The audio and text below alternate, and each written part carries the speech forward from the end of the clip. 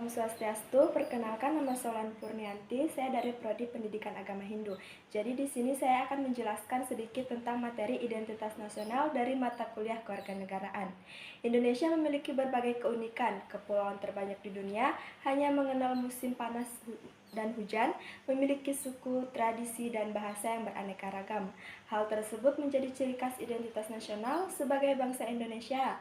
Identitas nasional adalah kepribadian nasional atau jati diri nasional yang dimiliki suatu bangsa yang membedakan satu bangsa dengan bangsa yang lain. Faktor yang menjadikan bangsa memiliki identitas nasional adalah keadaan geografi ekologi atau interaksi, demografi atau populasi, sejarah, kebudayaan, dan karakter masyarakat. Indonesia pada dasarnya adalah bangsa yang religius, bersifat humanis, menyukai persatuan atau kekeluargaan, suka bermusyawarah, dan sering mengutamakan kepentingan bersama. Identitas nasional tidak bersifat statis, namun dinamis. Selalu ada kekuatan tarik-menarik antara etnisitas dan globalitas. Dalam identitas nasional ini terdapat beberapa unsur yang pertama itu unsur suku bangsa dan kebudayaan daerah. Unsur suku bangsa dalam identitas nasional ini merujuk pada kelompok-kelompok etnis yang memiliki kesamaan budaya, bahasa, adat istiadat, dan asal-usul keturunan yang mendiami suatu wilayah tertentu. Yang kedua, agama dan kepercayaan. Unsur agama juga menjadi bagian penting dari identitas nasional karena membentuk moralitas dan etika bangsa. Masyarakat Indonesia dikenal religius dengan beragam agama seperti Islam, Kristen, Katolik, Hindu, Buddha, dan Konghucu. Nah, di dalam unsur-unsur agama ini terdapat unsur-unsur pokoknya dan unsur-unsur lain menurut pandangan sosiologi. Adapun unsur-unsur pokoknya yaitu yang pertama kepercayaan agama, yaitu prinsip dasar yang dianggap benar oleh pemeluknya karena keraguan, seperti kepercayaan pada Tuhan, Nabi, dan kitab suci.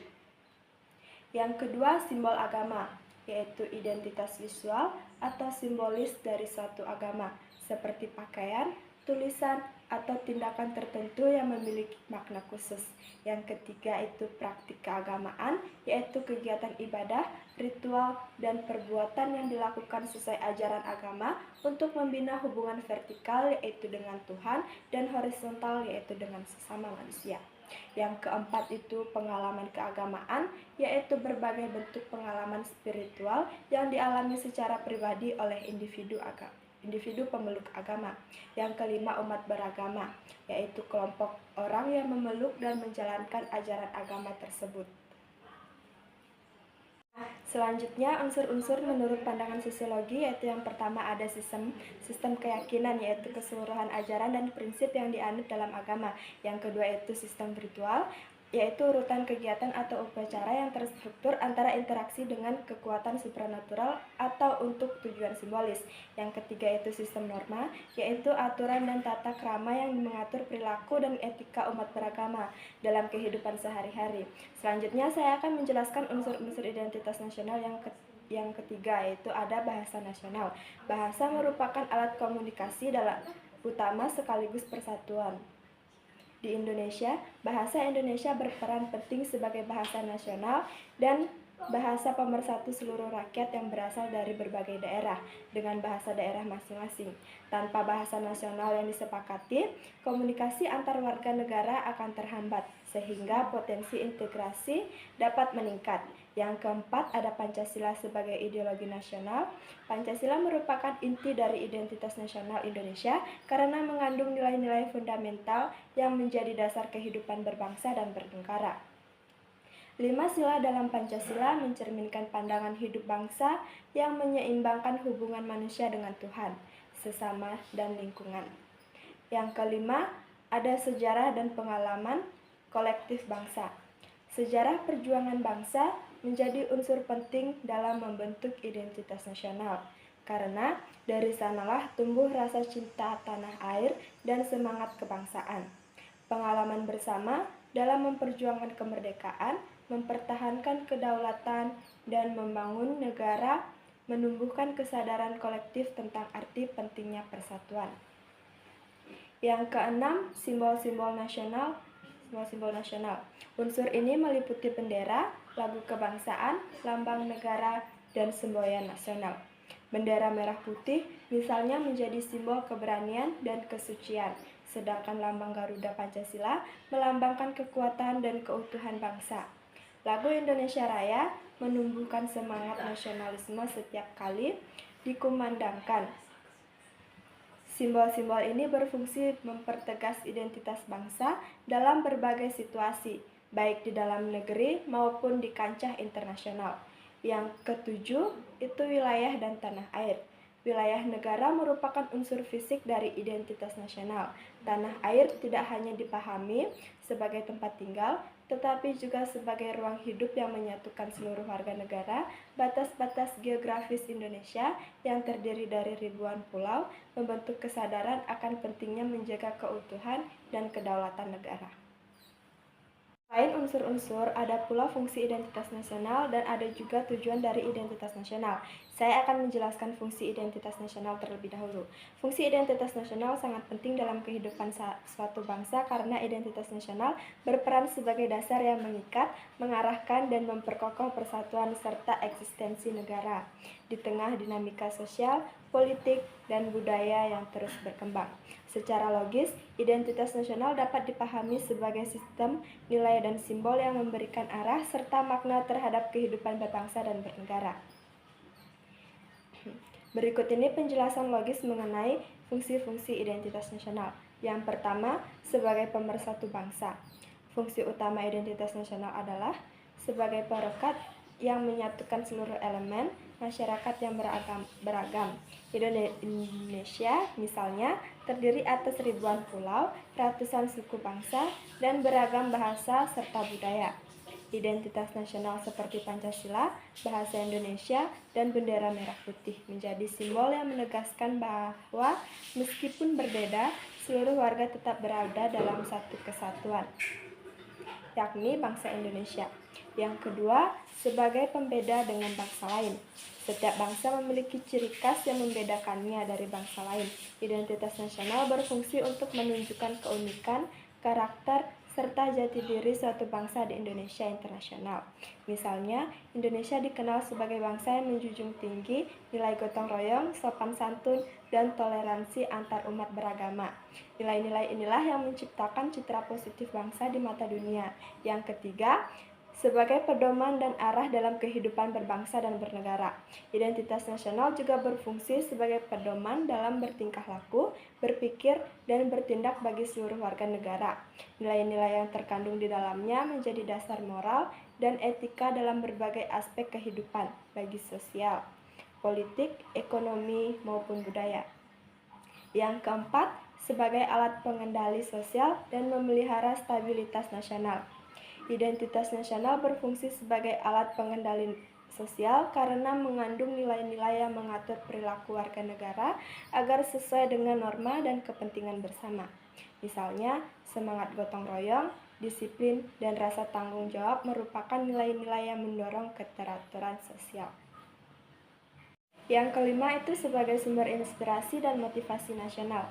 Identitas nasional juga memberikan inspirasi dan motivasi bagi warga negara untuk berkontribusi dalam membangun bangsa. Nilai-nilai luhur yang terkandung dalam identitas nasional membuktikan semangat nasionalisme, prioritasme, dan rasa cinta tanah air. Misalnya, semangat perjuangan para pahlawan dalam merebut kemerdekaan menjadi motivasi bagi generasi muda untuk terus berjuang mengisi kemerdekaan yang prestasi dan inovasi. Yang keenam, sebagai landasan dalam menjalin hubungan internasional. Bangsa yang memiliki identitas kuat akan lebih dihormati dan memiliki pengaruh dalam hubungan internasional. Misalnya, Indonesia yang dikenal sebagai negara demokratis dan berbudaya dalam menjadikan identitas tersebut sebagai modal diplomasi dalam menjalin kerjasama dengan negara lain. Dengan demikian, identitas nasional tidak hanya berfungsi dalam negeri, tetapi juga menjadi aset dalam membangun citra positif dan memperkuat posisi negara di dunia. Secara keseluruhan, identitas nasional berfungsi sebagai fondasi kehidupan berbangsa dan bernegara. Ia menjadi sumber nilai, arah moral, dan kekuatan yang menjaga eksistensi bangsa di tengah tantangan zaman. Dalam era globalisasi yang cenderung menyeramkan, budaya dan nilai menjaga fungsi identitas nasional menjadi sangat penting agar bangsa tetap memiliki kepribadian yang kuat, mandiri, dan tidak kehilangan jati dirinya. Selanjutnya, saya akan menjelaskan tentang tujuan dari identitas nasional. Tujuan dari identitas nasional pada dasarnya adalah untuk membentuk, memperkuat, dan memelihara jati diri suatu bangsa agar tetap kokoh, berdaulat, serta mampu menghadapi tantangan dari dalam maupun luar negeri. Berikut ini penjelasan tentang tujuan-tujuan dari identitas nasional. Yang pertama, menumbuhkan rasa persatuan dan kesatuan bangsa.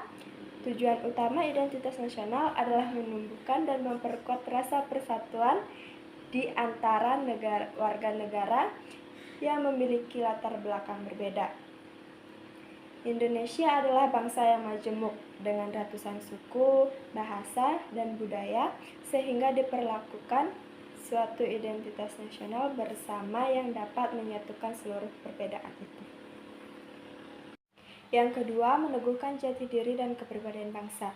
Identitas nasional juga bertujuan untuk membentuk jati diri bangsa yang khas dan berbeda dari bangsa lain. Setiap bangsa memiliki karakteristik yang mencerminkan nilai, tradisi, dan kepercayaannya. Bagi Indonesia, jati diri tersebut tercermin dari nilai gotong royong, sopan santun, dan kesemangatan kekeluargaan. Yang ketiga, sebagai pedoman dalam kehidupan berbangsa dan bernegara.